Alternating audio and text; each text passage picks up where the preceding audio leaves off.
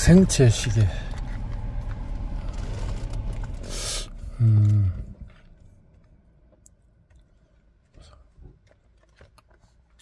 생체시계.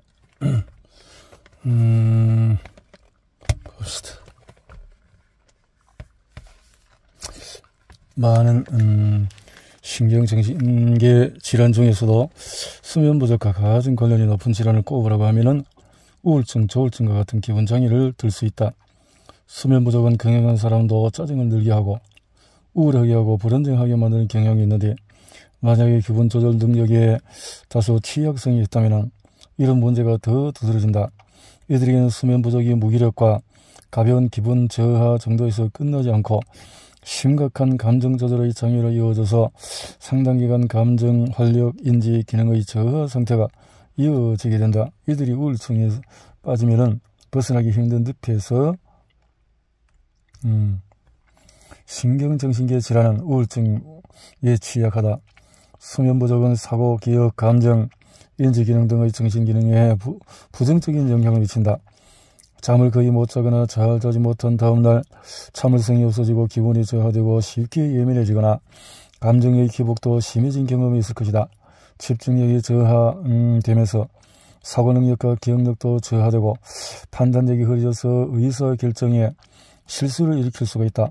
수면 부족은 이렇듯이 많은 정신기능에 영향을 미치기 때문에 수면 부족과 연관성이 있는 신경정신 수면 부족이 가져온 역사적인 사건, 사고나 수면 부족 때문에 일어났다고 알려진 유명한 사건, 사고들이 있다 하지만 알려지지 않은 수면 부족과 연관된 사고들은 알려진 것의 수십 배 혹은 수백 배 이상일 수가 있다. 스리마일성 원전 사고, 1979년 3월 28일 펜실베니아에서 있었던 거, 엑손 발데스 유조선 사고, 체르노빌 원전 폭발 사고, 이런 것들이 수면 부족에서 나타난 것이었다는 거죠. 행복 수면을 위한 팁. 잠은 낮과 밤의 규칙적인 리듬의 결과임을 기억하라. 잠은 밤에 자게 되지만 낮의 활동에 따른 결과다. 시험을 치르는 것에 비유한다면 시험장에서 노력한다고 시험을 잘 보는 것이 아니라 평소에 공부해야 하듯이 낮에 생활을 잘해야 밤에 잠을 잘 들 수 있다. 따라서 낮 동안에 야외 활동을 많이 해서 눈으로 충분한 빛이 들어오게 하고 활동량을 들이고 낮잠을 자지 않는 것이 중요하다. 우주왕복선 챌린저호 사고나 리비 지원 사망 사건은 수면 부족이 가져오는 질병이다. 우주왕복 챌린저호 사고는 1986년에 1월 28일 전 세계 생중계가 이루어지는 가운데 미국의 우주왕복선 챌린저호가 발사장에서 공중폭발하였다. 탑승자 7명 전원이 사망하였으며 이것을 생중계로 지켜본 전 세계 사람들은 충격이 엄청난 것이었다. 사고 원인을 조사한 결과 관제팀의 수면 부족이 상당한 원인으로 작용하였음이 밝혀졌다. 준비 차질로 발사가 미뤄지면서 책임자가 발사 전날 불과 2시간밖에 자지 못하였으며 발사 당일 새벽 1시부터 전혀 잠을 자지 못한 상태여서 적절한 판단을 내리기에 어려움이 있었음이 밝혀진 것이었다. 리비 지원 사망 사건은 1984년 3월 4일에 리비 지원이라는 18세 대학생이 뉴욕의 한 현대병원에서 고열과 오한으로 입원했다. 그러나 다음날 새벽 리비는 사망했고 이에 대한 재판이 사회적인 관심을 끌게 되는데 그 이유는 사고의 원인이 담당 의사의 과로와 수면 부족으로 인한 판단 착오에 있었다. 수면 부족이 가져오는 판단 착오. 이런 사고들이 있군요. 잠 더 깊은 이야기. 멜라토닌의 작용과 분비 과정. 멜라토닌은 일종의 리듬을 조정하는 기능을 가진 호르몬이다. 어두워지면 분비된다고 해서 밤의 호르몬이라고 불리기도 한다. 인간뿐만 아니라 다른 동물, 식물, 곰팡이, 박테리아에도 존재하는 물질이다. 동물에게는 솔방울 세면에서 생성되어 분비되며 낮밤에 맞춰서 잠을 자고 깨는 데 도움을 준다. 또한 강력한 항산화 효과가 있다. 멜라토닌. 잠드는 과정과 수면, 잠을 자는 데 중요한 역할을 하는 신경핵은 시신경 위의 앞쪽 시상 하부에 위치한 것이다. 기관이다.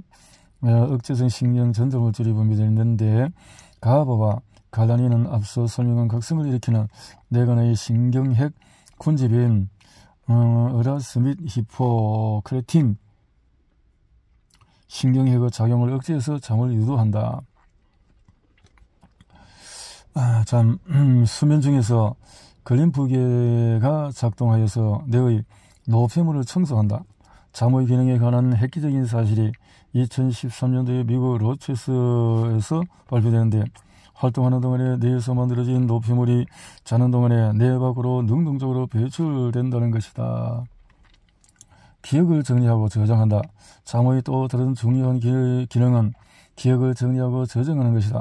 깨어있는 동안에 우리는 다양한 경험을 통해서 수많은 정보를 습득한다.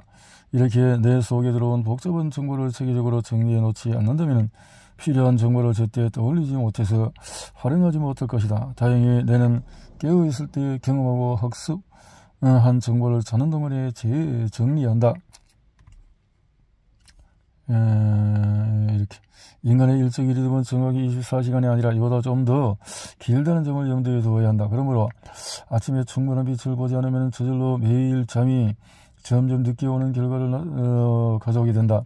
아침 빛이 24시간보다 매일 약간씩 늦어지는 내적인 일주기 생체 시기를 다시 약간씩 앞당겨서 24시간에 맞춰주는 것이다.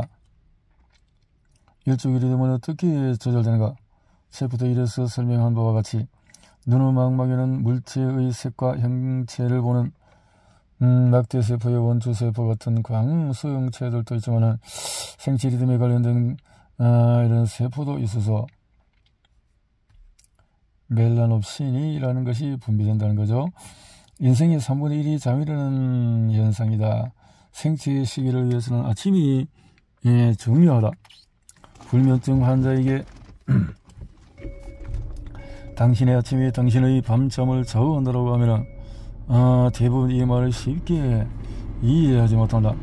하지만 이것은 숙면을 원하는 사람에는 반드시 명심해야 할 사실이다. 필자는 불면증으로 클리닉을 찾아오는 이들에게 꼭 아침 산책을 권한다. 그런데 아침 산책을 권하면 운동은 충분합니다 라는 동물 서답을 듣곤 한다. 이런 잘못된 답변을 많은 이에게 듣게 되는 이유는 아마도 많은 사람이 필자가 건넨 조언 중에 아침의 중요성을 무시하고 산책이라는 말로 또 운동의 의미로 왜곡해서 이렇게 답이 돌아오는 것으로 보인다. 그만큼 아침 산책은 분명히 불면증과는 인연이 없는 행동이다. 아침 산책 또는 아침 규칙으로 하면도 불면증을 겪는 사람은 그만큼 아침 산책은 분명히 아침 산책이라는 것을 함으로써 불면증과 관계없다. 불면증이라는 것이 생기지 않는다 이런 뜻이죠. 사람들은 흔히 행동 여부의 중요성을 인지하더라도 그 행동을 언제 하는지가 중요하다는 사실을 잘 깨닫지 못한다. 언제든지 하기만 하면 결과는 똑같은 것이 아니냐고 생각한다. 하지만 일종의 생체 시기가 원활하게 작동하기 위해서는 언제라는 시점이 매우 중요하다. 밤에 잠을 쉽게 푹 자기 위해서는 아침이라는 시간이 중요한 것이다. 만성적인 불면장애 환자의 상당수는 잠을 못 자고 피곤하다는 이유로 낮 동안에 활동마저도 잘 안하고 집에서 무기력하게 누워서 지내는 경우가 많다. 그래서 만약에 오후나 저녁이라도 운동한다면 불면증이 발생할 가능성은 어느 정도 줄어든다. 하지만 불면증을 예방하고 이겨내는 데 있어서 오후나 저녁에 하는 운동보다 훨씬 더 효과적인 것이 바로 아침에 야외에서 산책하는 것이다. 아침에 산책하는 것이다. 그래서 하루 시간을 봤을 때 2시가 아주 깊이 잠드는 시간이고 피부 재생력이 최고다. 3시, 4시는 체온이 이제 최저가 되고 자연 분만하기 아주 좋은 시간. 5시는 꿈이 최고, 6시는 코르티솔 농도가 최고, 인슐린 분비가 최고, 사망률이 또 높으네요. 7시는 테스토스테론 농도가 최고고 8시 멜라토닌 분비가 중지가 되고 9시 그러면 심장 발작 뇌졸중이 최대고 10시는 민첩성이 이렇게 되어 있지네요. 정오로 들어가서 그래서 식곤증이 일어나고 심혈관에 이렇게 문제와 미각이 또 체온이 최고로 높을 때가 오후 5시고 육상 수영에서 최고의 성적이 언제냐? 8시가 멜라토닌 분비가 시작하는 그때가 좋다 이런 거네요. 피부감에서 이런 생체 리듬이 있군요. 일주기 생체시계 유전자는 어떻게 작동할까? 일주기 생체시계 유전자는 우리 몸에서 어떻게 작용하는 것일까? 노벨상을 받은 3명의 연구자들의 촛불 연구부터 보자. 낮 동안에서 페리오드 유전자가 발현하기 시작한다. 페리오드 유전자로부터 만들어진 mRNA가 세포핵으로 빠져나와서 세포질에서 PER 단백질을 만든다. 세포질에서 나가서 노벨상 수상자들의 촛불 연구에서 발견한 일주기 생체시계 유전자들의 발현 과정. 낮 동안에 페리오드 유전자의 발현이 시작되고 또 페리오드 유전자로부터 만들어진 mRNA가 세포질에서 단백질을 만들고 또 단백질이 밤에 제대로 축적되면 다시 세포 안으로 들어간다. 세포핵에 들어온 단백질은 페리오드 유전자의 작동을 억제한다. 낮이 되면 억제되었던 페리오드 유전자가 서서히 풀리며 다시 페리오드 유전자의 발현이 시작이 된다. 이와 같은 과정이 약 24시간의 주기로 반복되는 일주기 생체 리듬이 만들어진다. 잠을 조절하는 과정은 안정된 상태를 유지하려는 항상성의 과정이다.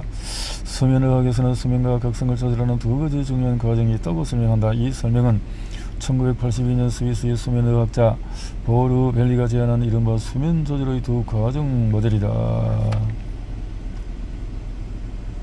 지은인 이현정이 아니고 이현정 정신건강 또 국내 최고의 수면 전문가 고려대학교 동대원 박사 이렇게 수면 정신과 캘리포니아 대학에서 방문 수면에 대한 연구를 했네요. 누구나 푹 잘 수 있다. 이현정 항상성에 대해서 수면 조절의 두 과정에서 각성하고 수면이고 또 각성하고 수면하고 항상성과 일주기 과정의 조로운 작동에 따라 규칙적인 각성과 수면이 유지된다. 그림에서와 같이 항상성은 깨어있는 동안에 점점 잠이 오게 만드는 또 이렇게 해서 또 구동력이 축적이 되어서 졸리게 되고 이와 동시에 일주기 과정은 24시간 주기로 해서 각성도가 올라가고 밤이 되면 각성도가 저하되고 그러므로 S가 최대가 되는 이렇게 바닥을 치고 또 급격히 감소하고 이렇게 항상성이 계속 돌고 돈다라는 거죠.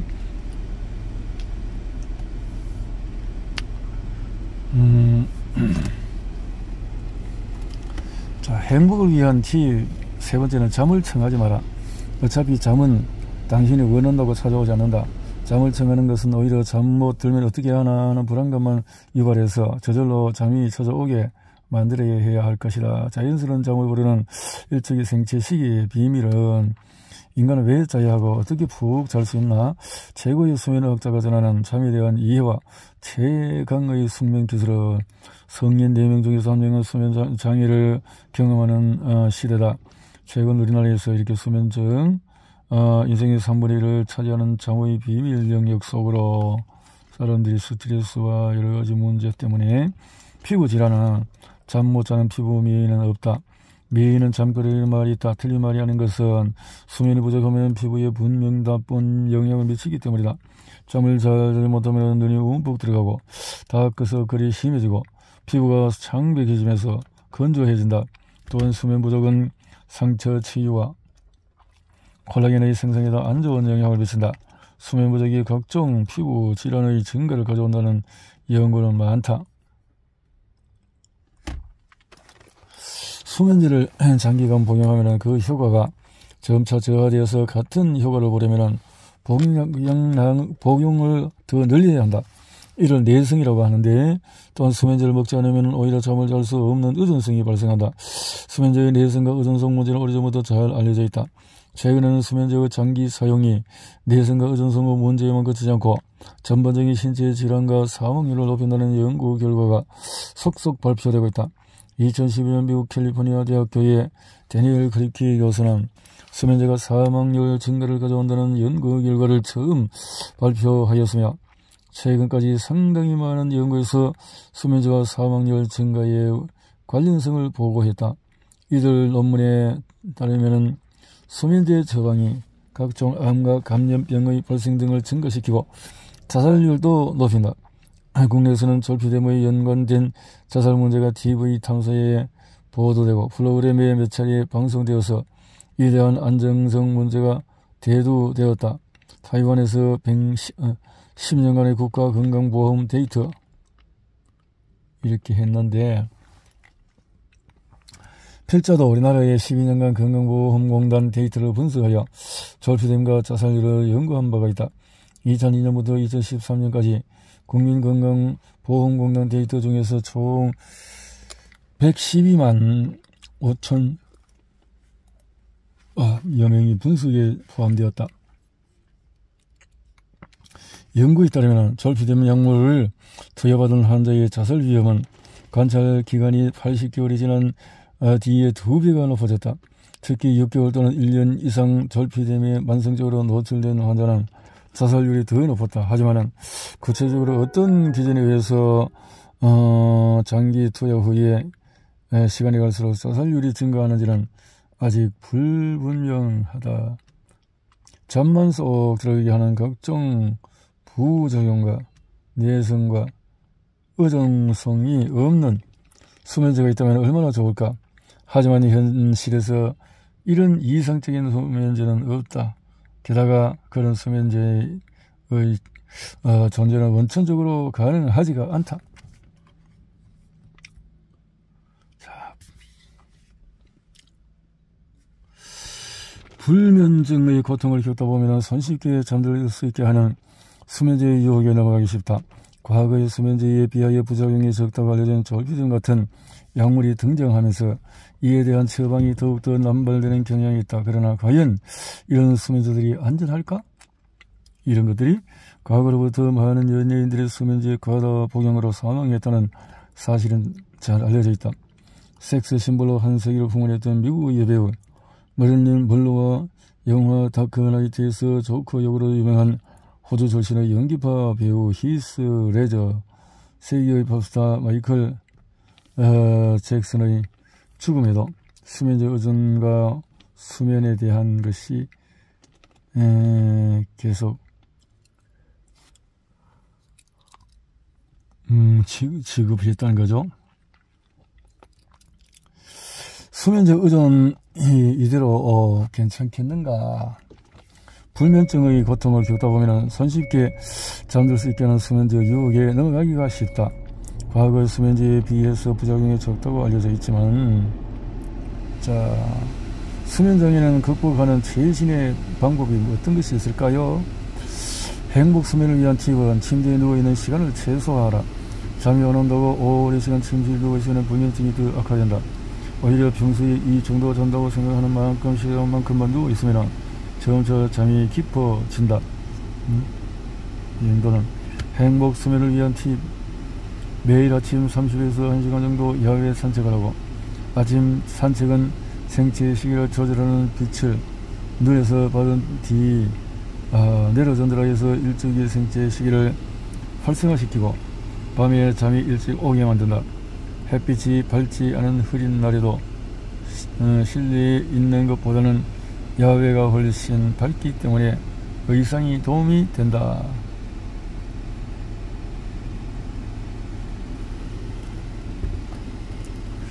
취미는 잠과 양과 질 모두가 중요한데, 적절한 잠은 뇌를 건강하게 하는 데 중요하다. 수면시간과 치매 발생과 연관성에 관한 여러 연구가 있는데, 2019년 중국어 첸카오 팀이 수면 부족과 치매 발생과 연관성을 보고한 8개의 논문에서 데이터 모아서 분석하였는데, 결과가 흥미롭다. 7시간보다 적은 수면, 또 시간을 취하는 것은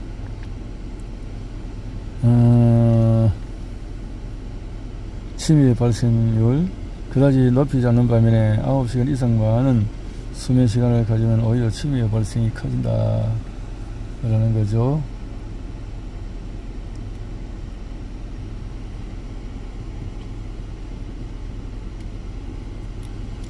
잠 더 깊은 이야기. 수면 부족은 일주기 리듬의 변동을 크게 하여 우울증과 조울증을 일으킨다. 수면 부족이 어떻게 우울증과 조울증의 발생을 유도하는지에 대한 확실한 병리적인 기전은 밝혀져 있지 않다 하지만은 그것은 거의 명백한 것이 아니냐 이런 말이죠.